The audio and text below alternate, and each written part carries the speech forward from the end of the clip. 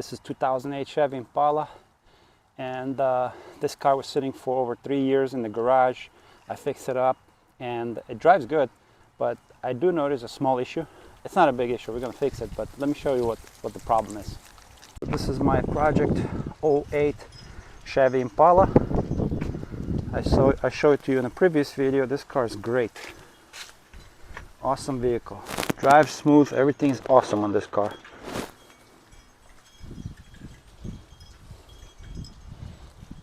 Flex fuel. And let me show you the problem is.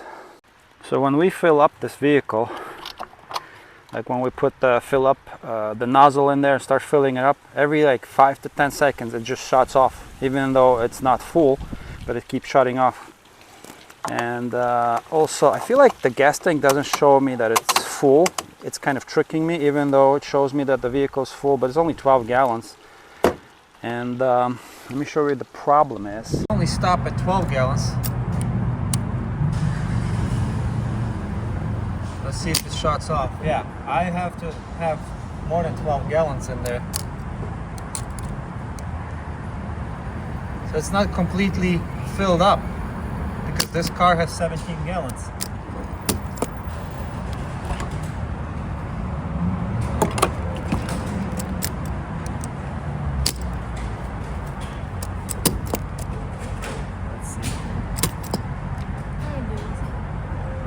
So this is the part we're going to replace. It's the charcoal canister vent solenoid.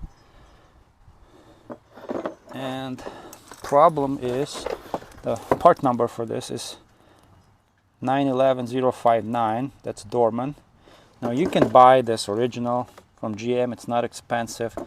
I bought it on Amazon. Link will be in the description. So this is charcoal vent solenoid. And if this gets clogged up, you won't be able to fill up your tank. The pump will be shutting off. And sometimes you get a check engine. Well, I don't have a check engine, but that's the problem. So let me show you where this is located. Get under the car, and this is where it's located. You see, right there. And that's the hose that we're gonna be disconnecting from right here. And there's only one bolt, I think it's 10 millimeter. We're gonna remove that, disconnect the connector, and we should be able to pull this part down. Somebody put a zip tie here. Before I disconnect this, see, it's already moving. I'm going to take this connector. I'm going to remove this connector. Okay, so you have to push on this tab and just pull this down. Good. Now I'm going to grab my 10 millimeter socket. I'm going to try removing this bolt. So make sure you have your 10 millimeter socket. Put it on this bolt. It's good to spray it with something like a penetrating oil, but this one is going.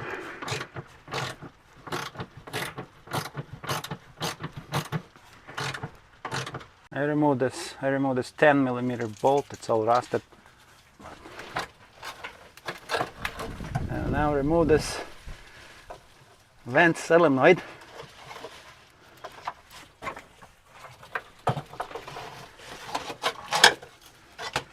See, it comes out like this. All we gotta do, just wiggle this hose out. Let's try removing this hose.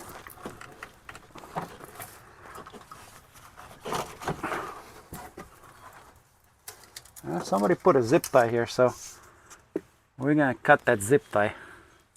You see, they put the zip tie right here. So I'm gonna cut that. Okay, let's cut this zip tie.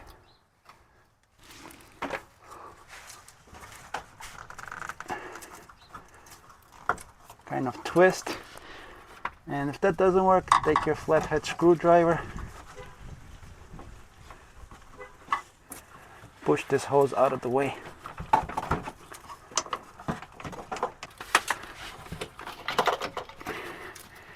There you go. take our hose out and let's install a new vent solenoid. So this is our old charcoal canister solenoid. This is the new one from Doorman. We even have the extension here for the wiring. Everything's the same. So let's install this in a reverse.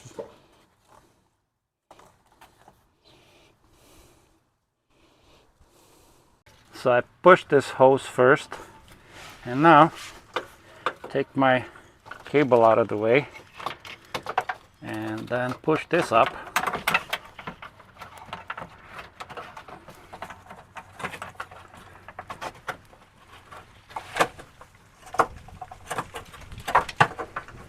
There you go. You gotta align this notch, you know, like this. And we gotta put that bolt back into place. So it's very easy to install this. First push this through here and then kind of twist this vacuum switch solenoid into place and make sure this bracket latches, you know, goes into place, and then we can put the bolt back. You see this part, like a little latch goes in, like a hook goes in, and then that's where you put the bolt in. Tighten it up.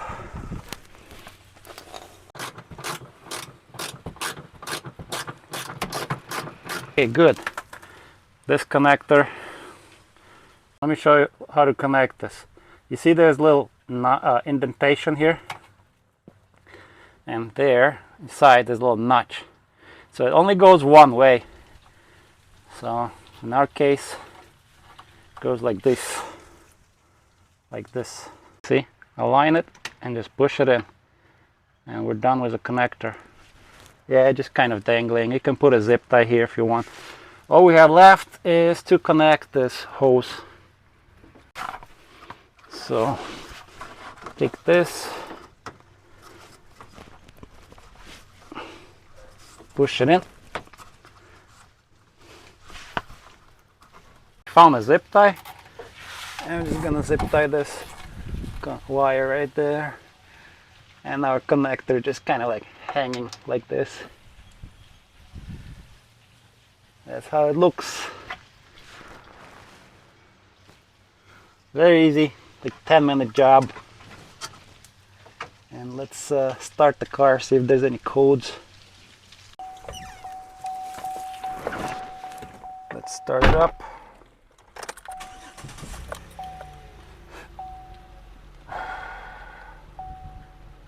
Alright, no check engine, that's good. The brake light is on, that's because I have an emergency brake light on. But no check engine light, good. And let's go to the gas station and figure out, see if it's gonna fill up, see if it's gonna shut off on me or not. Yeah, I have one of the sensors on the tires off. So I'm driving around, there's no check engine light. Car drives good, but let's go to the gas station and see if I can fill it out without any problems, see if that pump will be shutting off or not.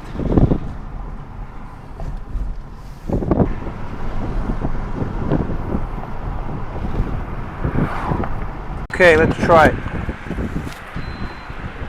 Remove nozzle. Let's see if it shuts off or not, because it would shut off within like 5 seconds. So now we're filling up. So far the pump is not shutting off.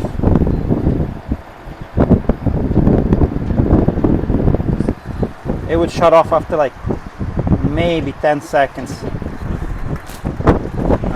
Now it's still good, still going. So if you have a problem like this, when your pump shuts off, try to replace that vacuum switch solenoid, the charcoal vent solenoid. Yep, so far so good, still filling up.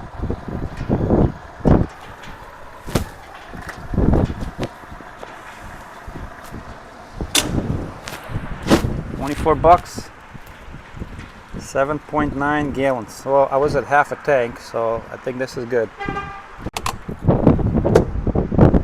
So guys, if your fuel pump shuts off immediately when you start filling up your vehicle, and you just can't fill up your vehicle to the full tank, it just shuts off, or very slow, like we're filling up, it fills up very slow.